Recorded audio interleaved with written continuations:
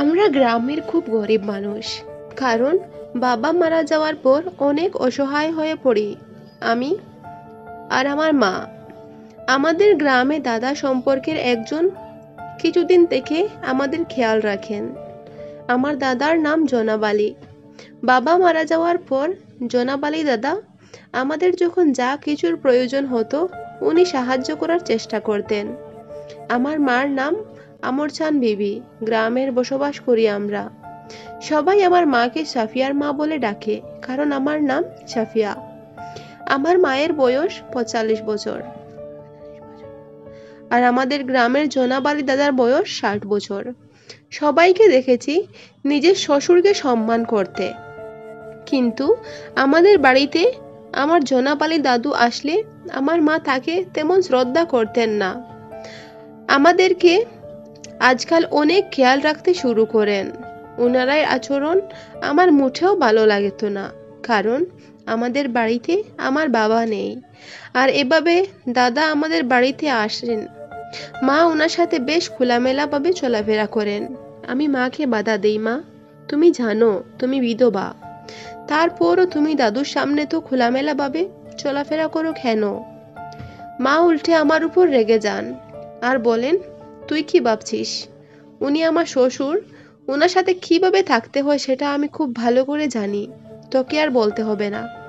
কিছুদিন ধরে জনাব আলী দাদু আমাদের বাড়িতে একটু ঘন ঘন আসেন, কখনো কখনো চা খাওয়ার জন্য আসেন।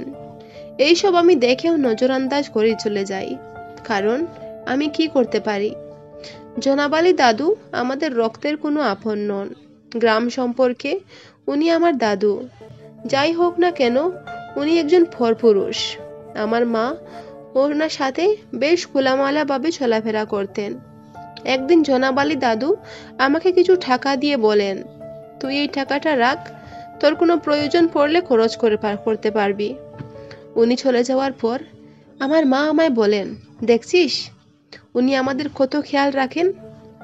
তখন আমার আর বুঝতে বাকি রইল না যে মা ও জনাব আলী দাদু একে অপরের সঙ্গে অবৈধ সম্পর্ক আছে। আমি ওদের নজরে নজরে রাখতে শুরু করি। আমি প্রতিদিন ঘুমিয়ে যাই, তারপর হয়তোবা জনাব আলী দাদু আমাদের বাড়িতে আসেন। একদিন আমি ঘুমানোর নাটক করে শুয়ে থাকি। রাতে অন্য রুম থেকে মানুষের ফিসফিস শব্দ শুনতে পাই। তখন আস্তে আস্তে বিছানা থেকে উঠে গিয়ে দরজা একটু ফাঁক করে দেখি, আমার পুরো শরীর পাথর হয়ে যায়। এই অবস্থায় ওদের দুজনকে দেখে আমি পুরো অবাক, কারণ শ্বশুর আর বউয়ের এসব কি সম্পর্ক? আমি দেখে আমারও কেমন কেমন লাগছিল, ইচ্ছে করছিল আমিও ঘরে ঢুকে যাই আর এই কাজে ওদের সাথে হাতে হাত রেখে কাজ করি, কারণ আমি দরজার আড়াল থেকে সবকিছু দেখি। জনাব আলী দাদু মাকে জড়িয়ে ধরে আদর করছিলেন, মাও মুচকি হাসি দিয়ে সবকিছু মেনে নিচ্ছেন। কি করে মা বাবার সমস্ত স্মৃতি এত তাড়াতাড়ি ভুলে গেল? আমি ওদেরকে যতই দেখছি ততই অবাক হচ্ছি। তখন জনাব আলী দাদুর ফোনটা বেজে ওঠে আর উনি বেরিয়ে যান। আমি আমার মাকে পরের দিন জিজ্ঞেস করতে চেয়েছিলাম যে মায়ের এসব কি করছো তুমি দাদুর সাথে, কিন্তু নিজের মা বলে জিজ্ঞেস করতে পারিনি, লজ্জা করছিল। কিন্তু মায়ের কোনো লজ্জা শরম নেই, সবকিছু ভুলে গেছেন। এভাবে ২-৩ দিন চলে যায়। আমাদের বাবা নেই বলে জনাব আলী দাদু আমাদের সাহায্য করেন সব সময়। উনিও এতটা টাকা পয়সাওয়ালা নন, তারপরও সব সময় আমাদের পাশে থাকেন। পরের দিন সকালে আমাদের পাড়ার এক দাদি এসে উঠানে দাঁড়িয়ে সাফিয়ার মা বলে আমার মাকে ডাকতে লাগেন। মাও তাড়াতাড়ি বাইরে বের হন।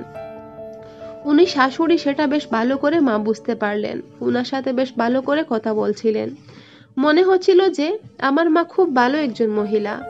আর যখন জনাব আলী দাদু ঘরে আসে তখন উনি ভুলে যান যে উনি একজন বিধবা মহিলা। এভাবে কিছুদিন চলে যায়। একদিন হঠাৎ রাতে আমি বাথরুমে যাওয়ার জন্য ঘুম থেকে উঠি, কারণ মা এক রুমে ঘুমাতেন আর আমি অন্য রুমে ঘুমাতাম। সেদিন আবারও মায়ের ঘর থেকে ফিসফিস শব্দ আসতে লাগে। আমি আগের দিনের মতো আজও গিয়ে মায়ের ঘরে উঁকি মারি। তখন দেখি জনাব আলী দাদু আর মা একেবারে উলঙ্গ অবস্থায় বিছানায়। বউ শ্বশুরকে এভাবে অবৈধ সম্পর্কে লিপ্ত দেখে আমি অবাক হয়ে যাই। জনাব আলী দাদুর এত বয়স হয়ে যাওয়ার পরও মনে হচ্ছিল উনি 25 বছরের যুবক পুরুষ। আমি হাঁ করে দাঁড়িয়ে শুধু দেখছিলাম। উনি এমনভাবে মায়ের সাথে শারীরিক সম্পর্কে লিপ্ত হয়ে পড়েন যে মা সবকিছু ভুলে গিয়েছিলেন এই ঘরে ওনার মেয়েও আছে। এমনভাবে আওয়াজ করছিলেন, আমার মা বাইরে থেকে যে কেউ শুনে ফেলবে। আর দাদুও নিজের কাজ করে যাচ্ছেন। আমার লজ্জা লাগছিল যে এই সময় ওদের ঘরে গিয়ে আমার মায়ের মুখোশ খুলে দিতে। একবার ভেবেছিলাম মাকে গিয়ে এক ছোড় মেরে বলবো, তুমি এসব কি করছো। পরে মনে হলো আমার মাতা বিধবা আর ওনার কোনো শারীরিক চাহিদা থাকবে না, এটা এমনটা নয়। ওনারও তো ইচ্ছে হতে পারে কোনো পুরুষের ছোঁয়া পাওয়ার। তাই আমি আর কিছু বলিনি।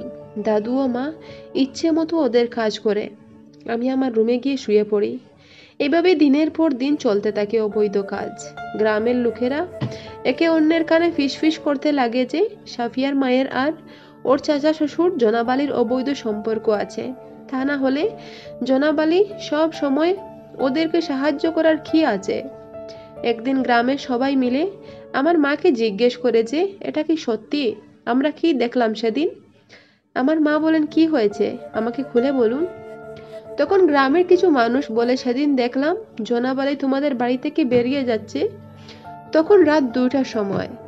তখন আমার মা বলেন যে আমি জানি না, আমি শুয়েছিলাম, উনি হয়তো কিছু খুঁজতে খুঁজতে এখানে এসেছিলেন, আমাদের কাউকে ডাকেননি তো।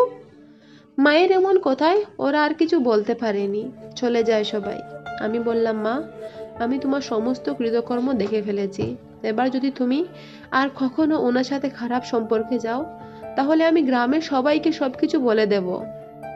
তখন আমার মা বলেন, তুই কি চাস আমি গলায় দড়ি দিয়ে মরি?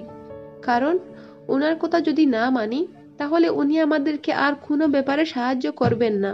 সেজন্য বাধ্য হয়ে আমাকে এই কাজ করতে হবে। আর একদিকে আমার ভালো, সব দিকে আমার ভালো। কারণ একদিকে আমার ঘর চলে যাচ্ছে আর অন্যদিকে আমার শারীরিক চাহিদাও মিটে যাচ্ছে। সেজন্য তুই চুপ করে থাক, আমার কাছে কাজে কখনো বাধা দিতে আসবি না। মায়ের কথায় আমি ভয় পেয়ে যাই, সেজন্য আমিও চুপ চুপ করে সমস্ত কাজ দেখতে থাকি।